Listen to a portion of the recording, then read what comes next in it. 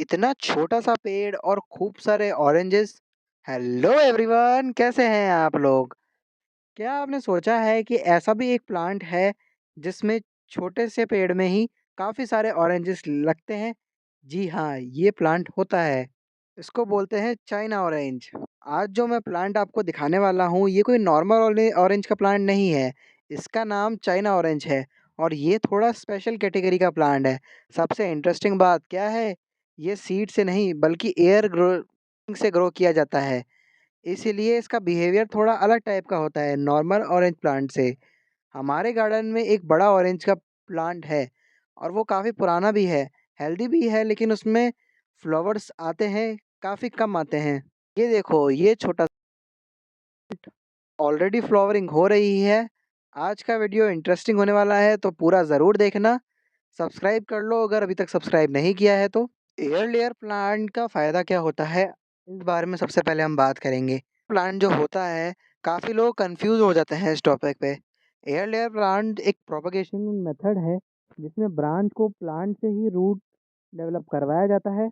इसमें जब तक ब्रांच में रूट्स नहीं आ जाती तब तक वो मदर प्लांट से जुड़ी रहती है। इसका सबसे बड़ा फ़ायदा ये होता है कि प्लांट अपनी मैच्योरिटी करके आता है। सीड से उगाया हुआ प्लांट बिल्कुल छोटा होता है, उसको मैच्योर होने में 3 से 4 साल लग जाते हैं। लेकिन एयर लेयर प्लांट जो होता है वो ऑलरेडी मैच्योर स्टेज में होता है, इसीलिए जल्दी फ्लावरिंग फ्रूटिंग देता है।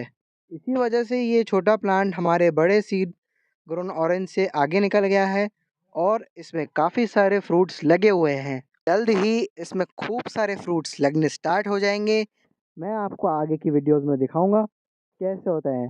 अब बात करेंगे कि चाइना ऑरेंज और नॉर्मल ऑरेंज में क्या फ़र्क होता है। तो देखिए दोस्तों, ये प्लांट जो है कि लीव्स ऑलमोस्ट सेम शेप की होती है, डार्क ग्रीन कलर की, थोड़ी ग्लॉसी सरफेस की। प्लांट स्ट्रक्चर भी सिमिलर होता है, ब्रांचेस का पैटर्न भी काफ़ी हद तक मिलता जुलता रहता है।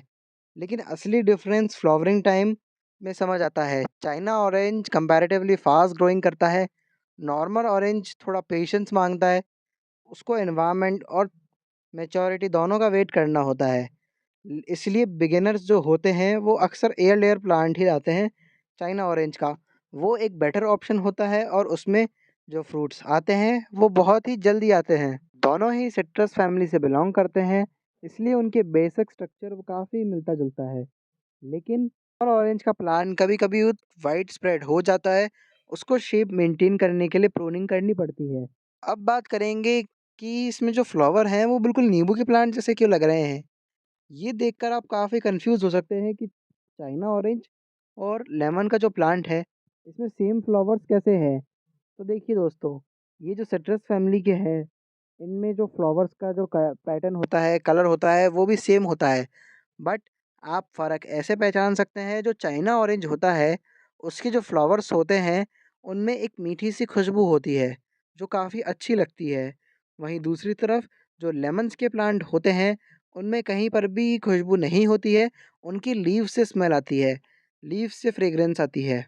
शेप और कलर जो है वो सिमिलर होता है, लेकिन डिफरेंस फ्रेग्रेंस और फ्लावरिंग पैटर्न में काफ़ी दिखता है।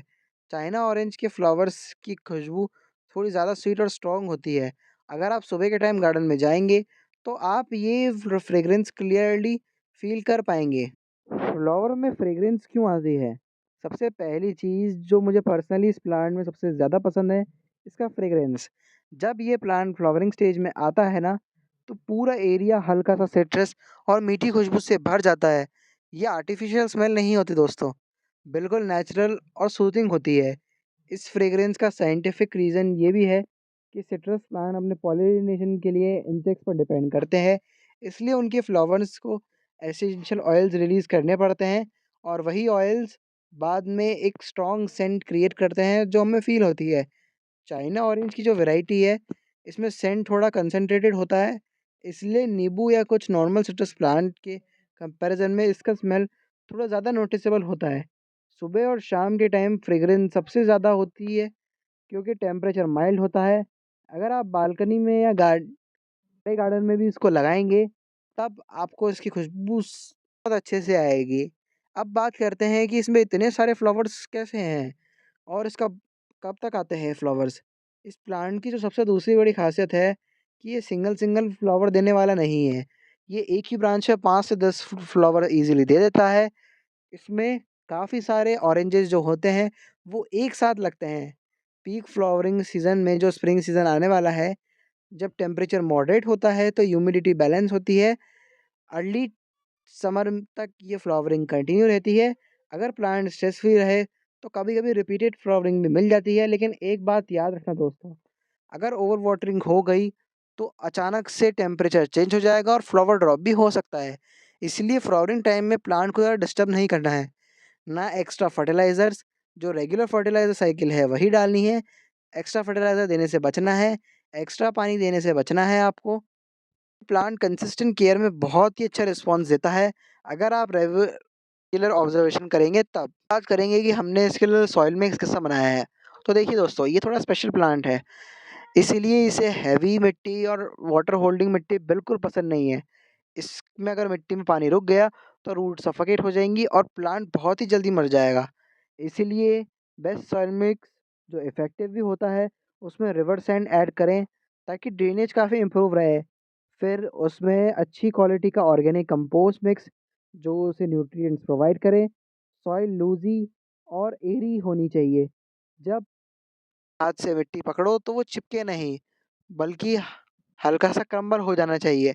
ये साइन होता है कि सॉइल एरेटेड है। अगर आप चाहते हैं तो कोकोपीट भी ऐड कर सकते हैं। कोकोपीट ज़्यादा नहीं डालना है, वरना वाटर रिटेंशन बढ़ जाएगा और जो रूट्स हैं वो सफोकेट होने लग जाएँगी। अब बात करेंगे कि इसमें पॉट कैसा सिलेक्ट करना है। तो देखिए दोस्तों, जो हमने इसमें पॉट सिलेक्ट करा है, वो कोई छोटा पॉट नहीं यूज़ किया है, क्योंकि ये एयर लेयर प्लांट है, तो ये बड़े प्लांट की तरह ही एक्ट करता है।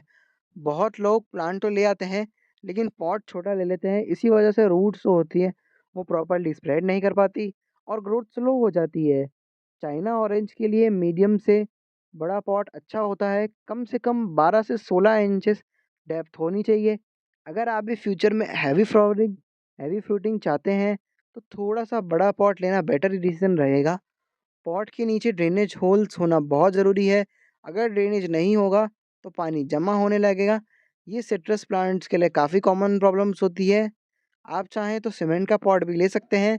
अगर मटका या फिर कोई थिक प्लास्टिक पॉट भी लेना चाहें तो वो भी ले सकते हैं। पर मिट्टी का गमला होता है वो इसके लिए परफेक्ट रहता है। हमारे पास था नहीं, इसलिए हमने इसमें प्लास्टिक का पॉट यूज़ किया है। अब बात करते हैं कि वाटरिंग कैसे रखनी है। तो देखिए दोस्तों, वाटरिंग का रूल जो है वो सिंपल रहता है। उसमें ज़्यादा पानी नहीं देना है। ऊपर 1 से 2 इंचेस की सॉइल ड्राई लगे, तभी पानी देना बेस्ट माना जाता है। डेली वाटरिंग की ज़रूरत नहीं होती इसे, स्पेशली अगर वेदर नॉर्मल है, तो सनलाइट इस प्लांट के लिए काफ़ी ज़रूरी है। मिनिमम 6 से 8 घंटे इसको सनलाइट मिलनी ही चाहिए। फुल सन में ये प्लांट अच्छे से परफ़ॉर्म करता है, फ्लावरिंग और फ्रूटिंग बहुत अच्छी देता है। अगर आप फीडिंग की बात करें तो इसमें फीडिंग महीने में 1 बार वर्मी कंपोस्ट दे सकते हैं, मस्टर्ड केक लिक्विड भी डाल सकते हैं, लेकिन डाइल्यूटेड फॉर्म में देना चाहिए। ओवर फर्टिलाइजिंग से फ्लावर गिर जाते हैं। नाइट्रोजन हेवी फर्टिलाइज़र ज़्यादा देंगे तो लीव्स तो बहुत बढ़ेंगे, लेकिन फ्लावर्स कम हो जाएँगे। इसलिए बैलेंस फीडिंग इसके लिए बहुत ही ज़रूरी होती है। कंसिस्टेंसी इसका सीक्रेट है। अगर आप इसकी रेगुलर करेंगे, तभी प्रॉपर सनलाइट और मॉडरेट वाटरिंग करेंगे, तो एक प्लांट काफ़ी अच्छा रहता है। प्लांट बहुत ही अच्छी फ्रूटिंग देता है। अगर आपने भी अभी तक चाइना ऑरेंज का प्लांट अपने गार्डन में ऐड नहीं करा है, तो आपको अभी करना चाहिए। ध्यान रहे, सीड ग्रोन ऑरेंज प्लांट भी अच्छा होता है, लेकिन उसमें टाइम लगता है, 4 से 5 साल, और वो ज़मीन पे ही अच्छा ग्रो करता है। वहीं दूसरी तरफ एयर लेयर प्लांट जो होते हैं, वो फर्स्ट ईयर से ही फ्रूटिंग देना स्टार्ट कर देते हैं। चाइना ऑरेंज का बिगेस्ट एडवांटेज है कि हैवी फ्लावरिंग और स्ट्रॉन्ग फ्रेग्रेंस, गार्डन का लुक भी ये इम्प्रूव कर देता है। इसमें जब छोटे-छोटे ऑरेंजेस लगेंगे, तो वो दिखने में काफ़ी अच्छे लगेंगे। मैं आपको आगे की वीडियोज़ में दिखाता रहूँगा। ऐसे ही और गार्डनिंग वीडियोज़ देखने के लिए सब्सक्राइब कीजिए। मिलते हैं नेक्स्ट किसी वीडियो में नए टॉपिक के साथ। तब तक के लिए हैप्पी गार्डनिंग दोस्तों।